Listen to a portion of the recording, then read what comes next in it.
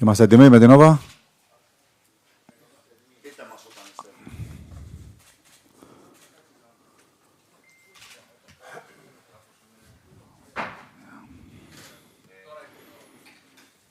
Ωραία, μισό λεπτό.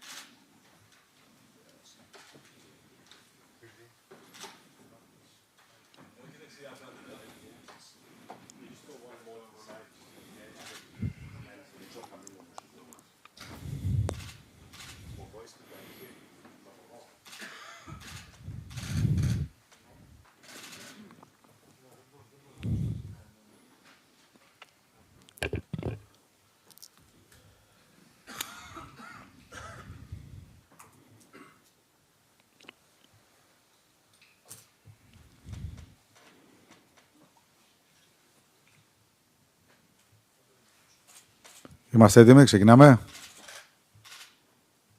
Έτοιμοι. Μισό λεπτό κάποιος είπα.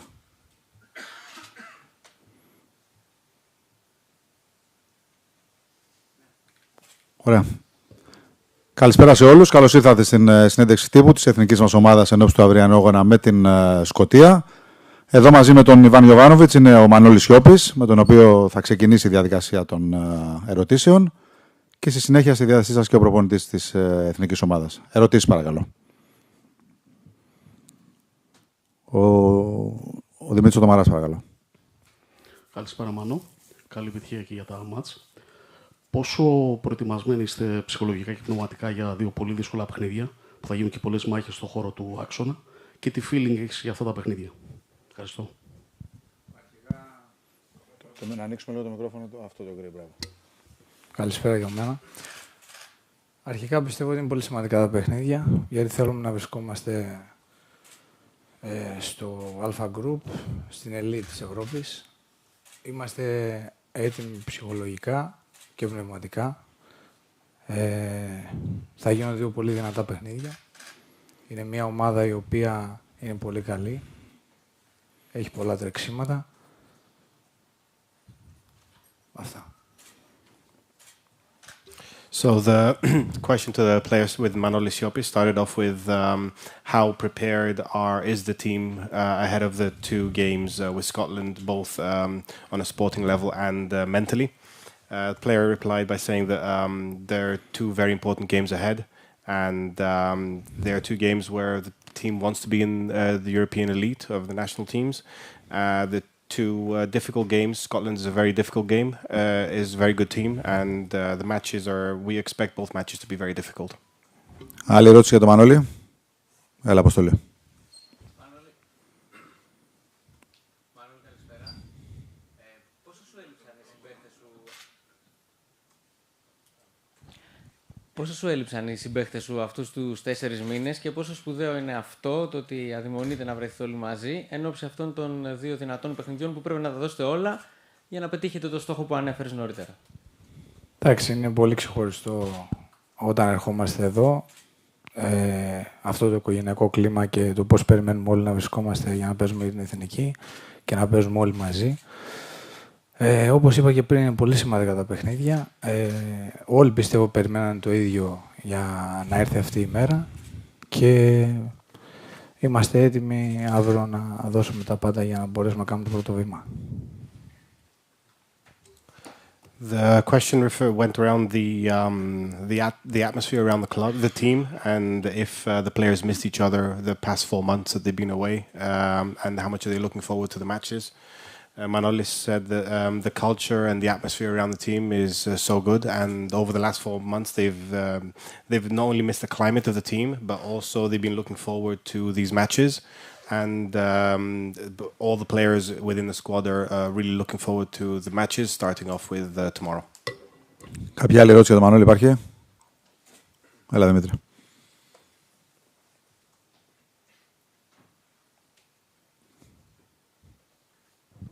Μανώλη, καλησπέρα.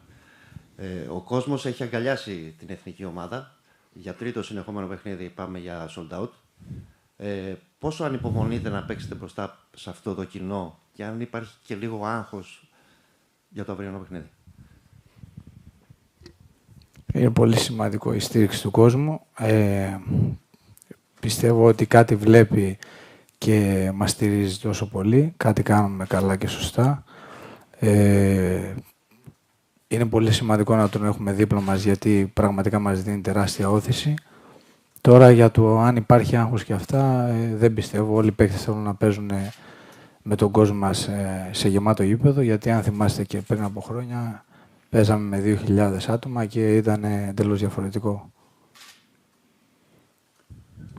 The question was started off with around the love that the fans have started to show again for the national team, shown by the fact that this is the third sold out stadium the national team is going to be playing ahead of, which it's been a few years since that's happened. How do the players feel about that? Manolis said that it's really important as a team, and it shows that the team is doing something right to have the fans follow the team again so much, because it was only just a few years ago where the national team was playing in front of 2 or 3 or 5,000 spectators. So it's very important. It shows that the team must be doing something right for them to be hugged by the fans so much again. Είμαστε εντάξει με τον Μανώλη? Και ο Πέτρος ο Μαυριανίδης. Καλησπέρα. Μια γρήγορη ερώτηση από μένα. Είσαι στην εθνική ομάδα από το 2010 με τη ΚΑΠΑ 17 και όλα τα κλιμάκια στα οποία έχει περάσει. Χθες μας έγινε γνωστό ότι πια η εθνική θα αποκτήσει το δικό της σπίτι, προπονητικό κέντρο. Πόσο σημαντικό είναι και για εσάς τους παίχτες να ξέρετε ότι υπάρχει κάτι συγκεκριμένο που θα πηγαίνετε κάθε φορά και όχι σε διαφορετικά σημεία για προπονήσεις ενόψει των πολύ δύσκολων αγώνων που έρχονται? Πιστεύω το πιο σημαντικό είναι αυτό. Δεν το έχουμε νιώσει εμείς πώς είναι να έχεις το σπίτι στην εθνική ομάδα. Όπως βλέπουμε, το ποδόσφαιρο εξελίσσεται και όλες οι εθνικές, από τις πιο χαμηλές δυναμικότητας μέχρι τις μεγαλύτερες, έχουν το δικό τους σπίτι. Πολλά συγχαρητήρια να δώσω σε όλους τους διοικούντες που είναι γύρω από την εθνική ομάδα και με το καλό να μπούμε στο σπίτι μας και να ξεκινήσουμε από εκεί να ονειρευόμαστε. The question was around yesterday's announcement from the Federation regarding the securing of the new training center for the national team, something which the national team hasn't had for a good number of years, and how Manolis and the players in general feel about that going forward. Manolis said that it's something that they don't really know because we've not had it as a national team training center. And there's no need to be going to various training facilities every single time the team meets up. And it's going to be an exciting start, starting from September when the team finally moves into the training center, not only for the A team, but it's for all the national teams. Ωραία. Αποδεσμεύουμε τον Μανώλη. Ευχαριστούμε. Και ξεκινάμε ερωτήσεις για τον κύριο Γιοβάνοβιτς. Παρακαλώ. Έλα, Δημήτρη. Τι ωραίος τύπος. Είναι η συνέντευξη τύπου, σας άνοιξε καρδιά του, ρε. Το κατάλαβα. Ο Μανώλης άνοιξε την καρδιά του. Ναι, καλό αυτό. Μπράβο σας.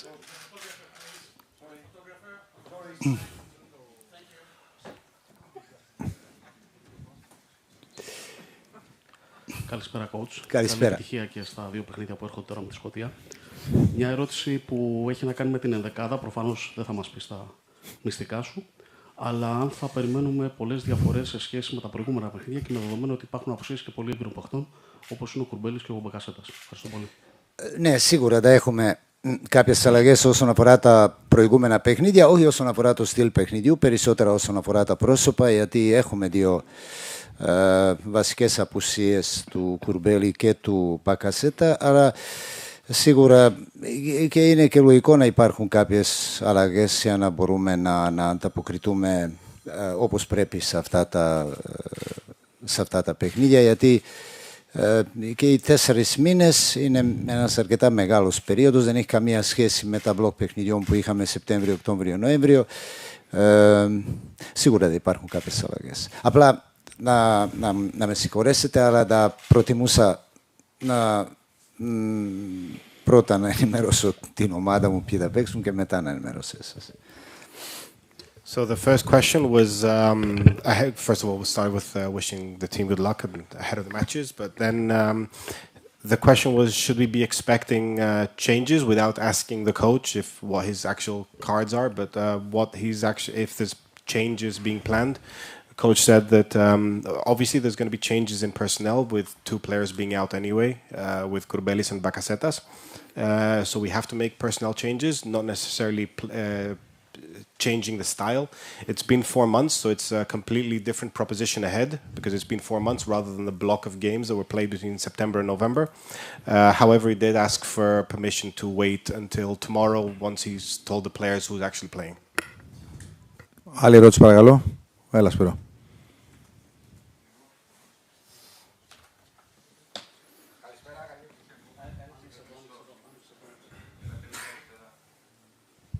Καλησπέρα και καλή επιτυχία, εύχομαι.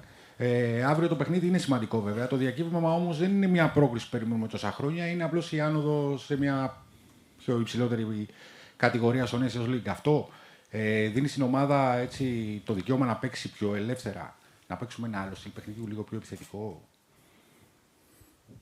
Να αλλάξει κάτι στα πλάνα σας. Μας αρέσει στην Ελλάδα αυτό ακόμα πιο επιθετικό. Κοιτάξτε, προσπαθούμε πάντα να παίζουμε επιθετικό ποδόσφαιρο. Σε κάποιες φάσεις μπορεί να έχουμε επιτυχία στο γήπεδο, κάποιες ενδεχομένως μπορεί να μην έχουμε. Πάντα έχει σχέση και με την αντίπαλο, δεν είμαστε μόνοι μας. Έχουμε απέναντι μας μια ομάδα πολύ σοβαρή που τα τελευταία χρόνια ήταν σε πιο υψηλό επίπεδο από ό,τι ήμασταν εμείς. Ήταν παρόν και στο Ευρωπαϊκό Πρωτάθλημα, ήταν και στο Group Α και είχε πολύ δυνατά παιχνίδια στο όμιλο που βρισκόταν με την Πορτογαλία, με την Πολωνία και με την Κροατία.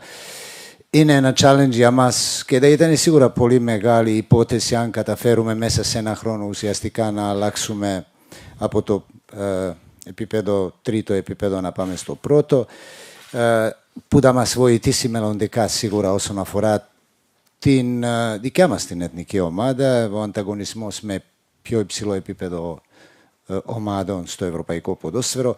Άρα έχουμε ένα καλό challenge και εξάλλου η εθνική ομάδα δεν μπορεί τα παιχνίδια, επειδή αντιπροσωπεύει μια χώρα και ποδόσφαιρο μιας χώρας, να βλέπει τα παιχνίδια αν έχουν πολύ μεγάλη ή λίγο λιγότερη σημασία. Είναι επίσημα παιχνίδια, θα παίξουμε και με ένα γήπεδο που θα είναι γεμάτο, όπως και τις προηγούμενες φορές όταν η εθνική ομάδα αντιμετώπιζε τη Φινλανδία, την Ιρλανδία και την Αγγλία, αλλά είναι μια συνέχεια και μια εθνικής ομάδος που βάσει και της ηλικίας της, βάσει και του κόνσεπτ που έχει αυτή τη στιγμή, αναζητά πραγματικά την θέση της σε ένα πολύ πιο υψηλό επίπεδο στο ευρωπαϊκό ποδόσφαιρο. Και έτσι αντιμετωπίζουμε αυτά τα παιχνίδια. Με ταπεινότητα αλλά και με πολύ μεγάλη διάθεση να κάνουμε πράγματα που μελλοντικά μπορεί να έχουμε μόνο όφελος από αυτά. Να έρθει λίγο μπροστά. Ρόμπερτ, καταρχήν. Να κάνω άλλη μία που θέλω. Έκανες και 4 μέσα έκανες.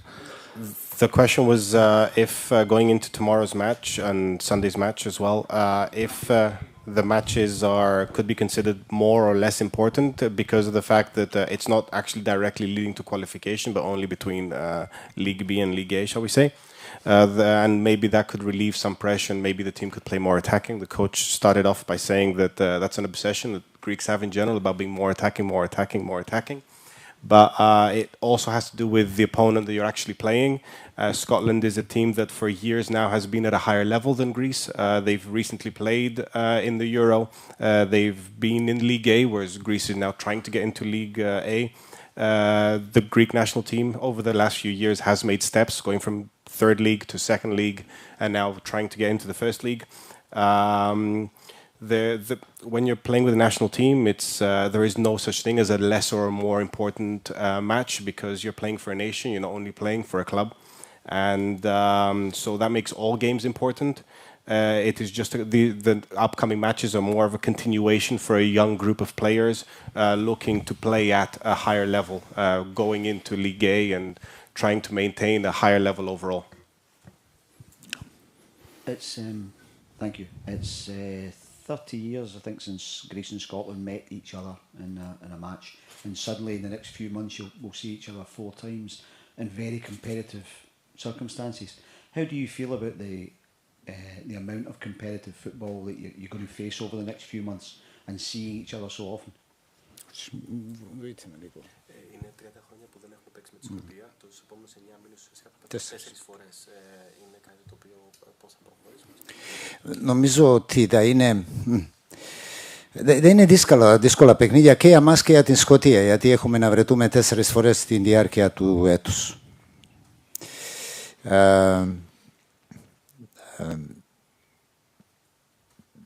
Πιστεύω ότι υπάρχουν καλά παιχνίδια, ενδιαφέρον παιχνίδια. Νομίζω ότι δεν υπάρχουν τόσο μεγάλες διαφορές. Απλά υπάρχει λίγο μεγαλύτερη εμπειρία όσον αφορά την πλευρά της Σκωτίας λόγω των συμμετεχών που είχε στις τελευταία χρόνια στη μεγάλη διοργάνωση, το επίπεδο που ήταν.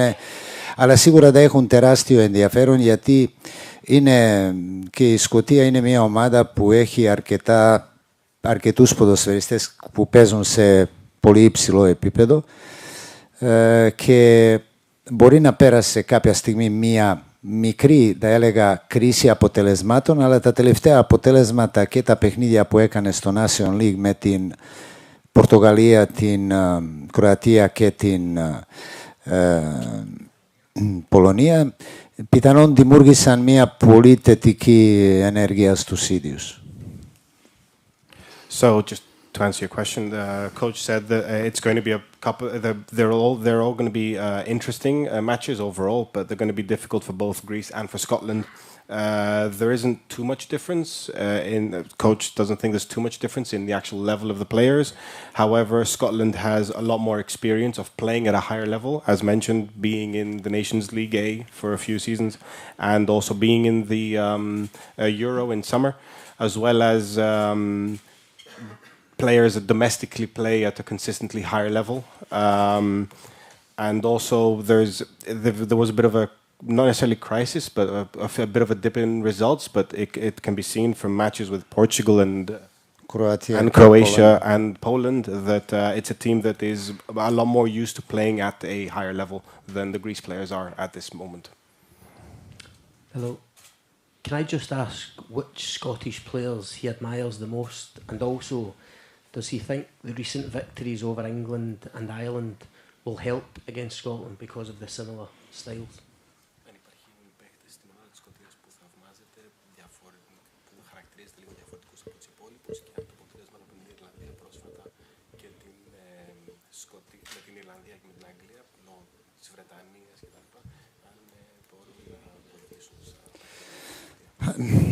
Κάθε παιχνίδι, τέτοιου είδους παιχνίδια σε ένα υψηλό επίπεδο πάντα μας βοηθάνε να γινόμαστε καλύτεροι. Η Σκωτία είναι μια ομάδα πολύ ενδιαφέρον προπονητικά, με αρκετά καλούς ποδοσφαιριστές, θα έλεγα και πολύ καλούς ποδοσφαιριστές μέσω επιθετικά. Παίκτες που έχουν πολύ καλό αγωνιστικό επίπεδο, σαν ομάδα είναι πολύ πειθαρχημένοι, πολύ compact και έχει την δυνατότητα να αλλάξει και το αγωνιστικό προφάιλ και στυλ παιχνιδιού ανάλογα με τις συνθήκες που έχει. Δεν θέλω να πω συγκεκριμένα. Starting off with No. So specific, every such game at a high level helps the Greek national team overall. Scotland has a lot of quality players, specifically like in midfield to attacking areas of the field. Scotland is a team that can be very compact, but is also very capable of altering the way the team is playing, depending on the opposition that they're facing at any specific given time. Can I ask you, what are you expecting from Scotland on the pitch in terms of their style of play? What do you think you will see from them? Αυτή τη στιγμή έχουν κάποιες απώλειες κάποιων παικτών σε κάποιες συγκεκριμένες θέσεις. Αυτό που περιμένουμε από αυτούς θα είναι το ίδιο compact σαν ομάδα, είτε όταν επιτίθεται είτε όταν αμήνεται, με αρκετά τρεξίματα και καλά τρεξίματα. Υπάρχει και ένα ενδεχόμενο, λόγω κάποιων απουσιών που πιθανόν μπορεί να αλλάξει και το στυλ του παιχνιδιού. Άρα υπάρχουν αρκετές σκέψεις όσον αφορά το αυριανό παιχνίδι. So there are some absences that are expected to be part of the upcoming matches, but what we expect is to see a team that can be very compact, however, with a lot of effort and a lot of runs from all over the field.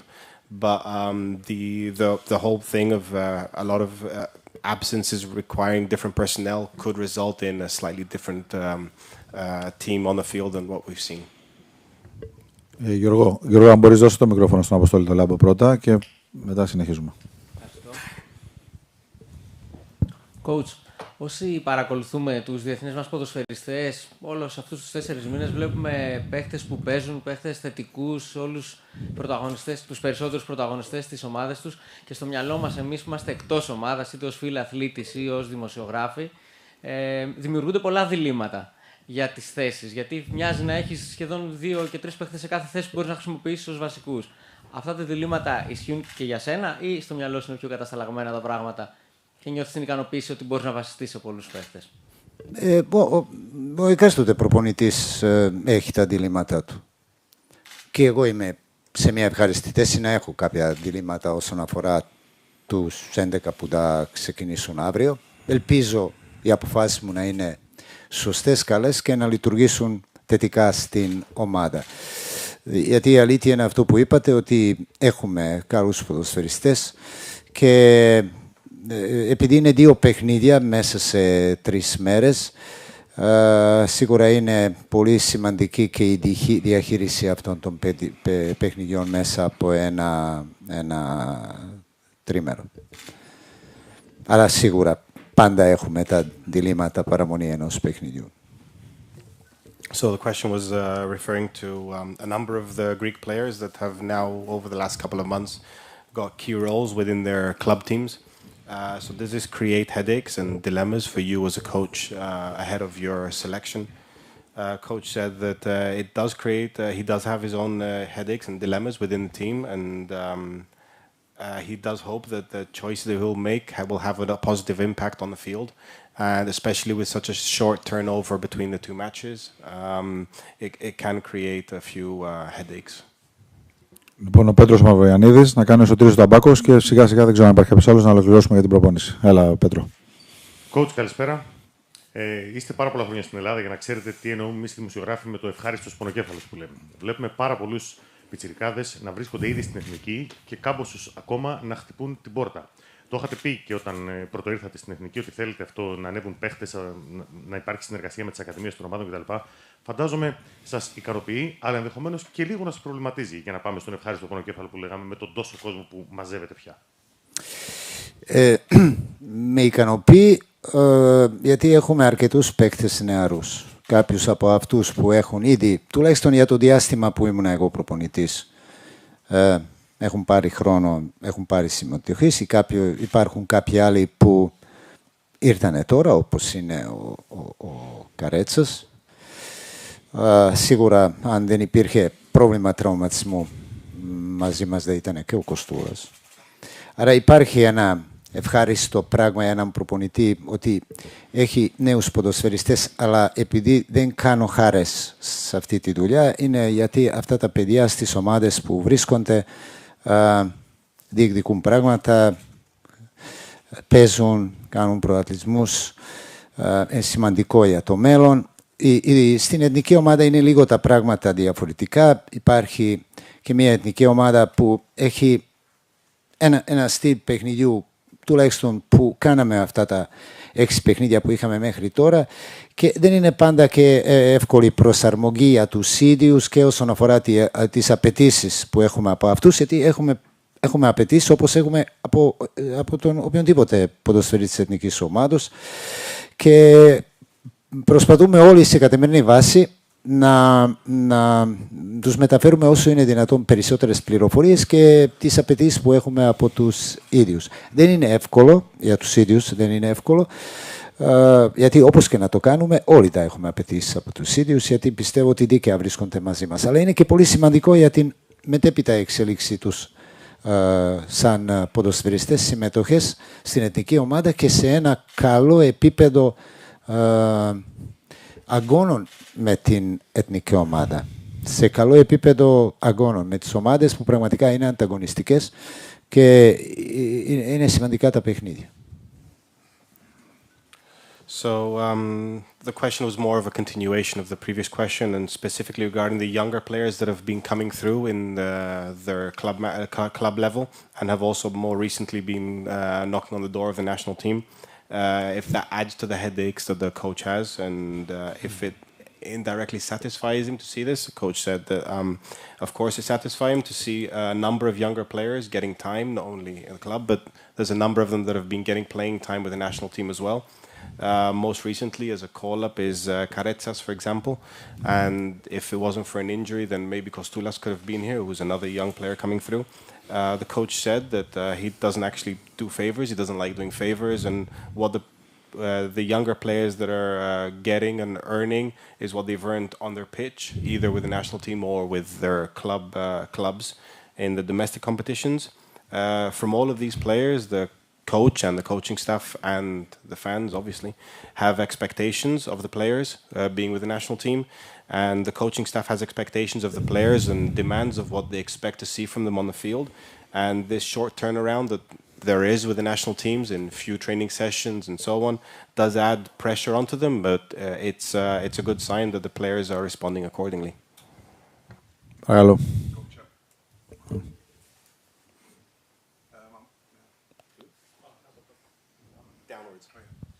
Martin Geurkes, I'm from Belgium. A question concerning Kos Karetsas. What did convince you to travel to Belgium to convince him, just being 17, to choose for Greece, which is his special talent, and which were your first impressions about him this week? And is it possible that he will make some minutes tomorrow? Παρακολουθούσαμε αρκετό καιρό τον Κωνσταντίνο και σίγουρα είναι πάρα πολύ νέος να πάρει μία απόφαση, επειδή γεννήθηκε στο Βέλγιο, μεγάλωσε στο Βέλγιο. Αλλά νομίζω αυτό το ότι είναι Έλληνας έπαιξε πολύ πιο σπουδαίο ρόλο από ότι το παιδί έχει τεράστια εκτίμηση με ό,τι προσέφεραν οι ομάδες και προσφέρουν και οι Βέλγιο ποδοσφαιρικά για τον ίδιο, αλλά νομίζω αυτό είναι η απόφαση για την εθνική ομάδα ήταν πολύ περισσότερα συναισθηματική. Και σίγουρα είναι ένα παιδί που έχει ταλέντο, έχει μέλλον μπροστά του και είμαστε χαρούμενοι που πήρε απόφαση ότι μελλοντικά θα αγωνιστεί μελλοντικά για την Εθνική Ελλάδος. Ήταν, πιστεύω, συναισθηματικό η απόφαση του. So Kostas is a player, Miskais is a player we followed for a while. He had a difficult decision to make, considering that he's been born and raised in Belgium, and he has a huge appreciation for what Belgium has offered him, both growing up and in football.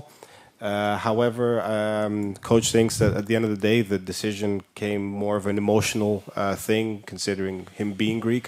So it's more of an emotional decision, more of a deep down emotional decision rather than anything else.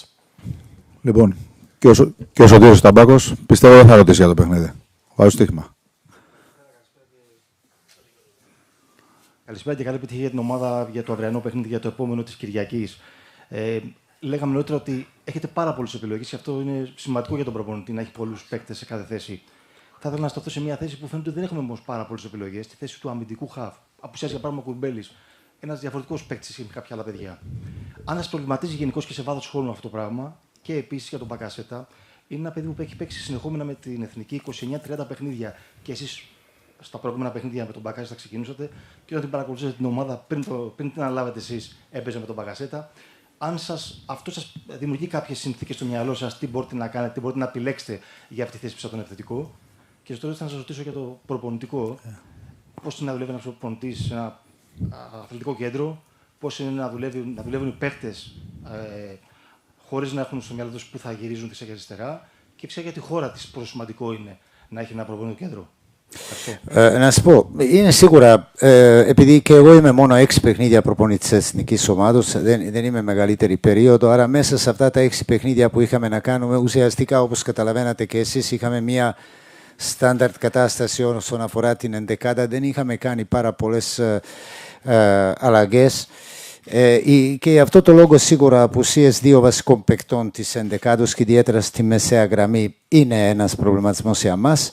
Και να προσπαθήσουμε φυσικά με τα υπόλοιπα παιδιά που αγωνίζονται σε αυτές τις θέσεις να το λύσουμε. Είναι και μια ευκαιρία και για τους ίδιους να μπορούν να ανταποκριθούν καλά όσον αφορά το τρόπο παιχνιδιού.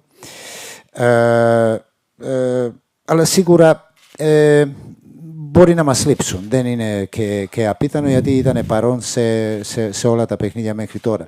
Όσον αφορά την απόφαση από της Αθλητικού Κέντρου στην Πιανία, είναι μια απόφαση που πιστεύω η διοίκηση της σημερινής ΕΠΟ, τουλάχιστον αυτό που ήταν μια συζήτηση που είχαμε κάνει στην αρχή, μου είπαν πει ότι είναι ένας στόχος, αλλά επειδή είμαι αρκετά χρόνια στην Ελλάδα, πιστεύω ότι περισσότεροι πάντα μιλούσαμε για ένα σπίτι ποδοσφαίρου εδώ στην Ελλάδα. Εξελίχθηκε θετικά και είναι κάτι που στο πρεστής του ελληνικού ποδοσφαίρου μέχρι τώρα που δεν είχαμε ήταν ένα τεράστιο πρόβλημα. Τεράστιο πρόβλημα γιατί έχουμε αυτή τη στιγμή επίπεδο παικτών στην Ελλάδα που παίζουν, οι μισοί τουλάχιστον παίζουν σε ευρωπαϊκές ομάδες και δουλεύουν σε συνθήκες εξαιρετικές όσον αφορά το ποδοσφαιριστή και είναι κρίμα όλο αυτό. Οι καλύτεροι παίκτες της Ελλάδας που αγωνίζονται στην εθνική ομάδα να έρχονται εδώ και κάθε μέρα θα πρέπει να αλλάζουν το αθλητικό κέντρο για να μπορούν να κάνουν προπόνηση. Τώρα με απόκτηση του αθλητικού κέντρου θα έχουν ήδη την περηφάνεια ότι θα πηγαίνουν σε ένα αθλητικό κέντρο όπου θα μείνουν, όπου θα προπονηθούν, όπου θα αισθάνονται σαν το σπίτι τους και όχι μόνο οι ίδιοι αλλά και οι υπόλοιπες εθνικές ομάδες του ποδοσφαίρου και όχι μόνο αυτό, γιατί θα είναι ένα κέντρο αθλητισμού για όλη την Ελλάδα, κάτι που θα έχει τεράστια σημασία για τη μετέπειτα εξέλιξη του ελληνικού ποδοσφαίρου, γιατί αυτό που ισχύει για την εθνική Ελλάδος, για την πρώτη ομάδα, φανταστείτε τώρα ότι αυτό ισχύει και για τις μικρότερες εθνικές ομάδες και μικρότερες ηλικίες, το γυναικείο ποδόσφαιρο, πάρα πολλά πράγματα που ενδεχομένως ο κόσμος δεν μπορεί να το παρακολουθήσει γιατί ακριβώς δεν ξέρει πού θα κάνουν προπόνηση. Πιθανόν πολύ σύντομα θα έχουμε η ΕΠΟ θα αποκτήσει το αθλητικό κέντρο όπου πιστεύω θα είναι σημείο κατά τετέναν, αν εκφράσουμε καλά για το ελληνικό ποδόσφαιρο και θα εξυπηρετεί όχι μόνο εθνικές ομάδες αλλά γενικά το ποδόσφαιρο της Ελλάδος και είμαι σίγουρος ότι θα μπορεί να δώσει βοήθεια και σε άλλα αθλήματα. So the last question was more of a three-parter. So the first part was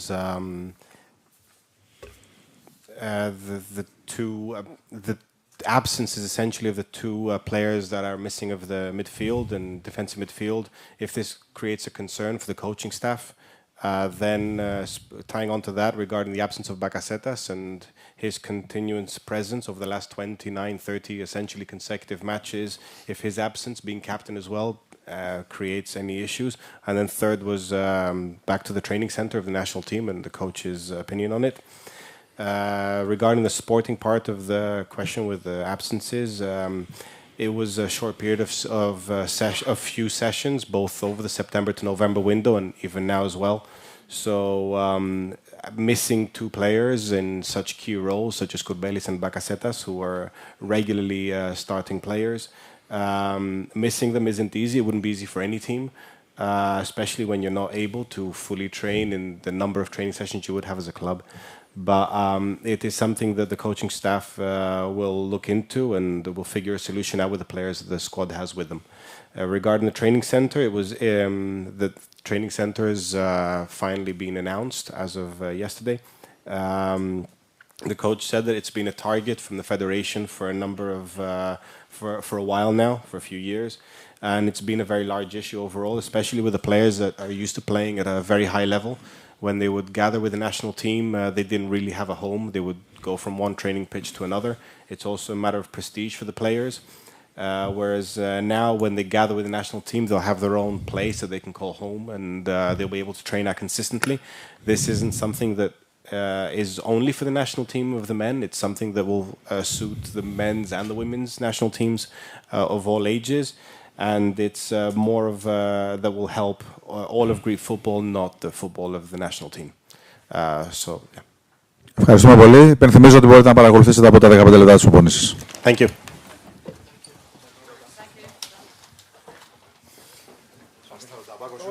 Τον ταμπάκο τον είχα για παιανία σίγουρα, αλλά το έκανε θρίλερ.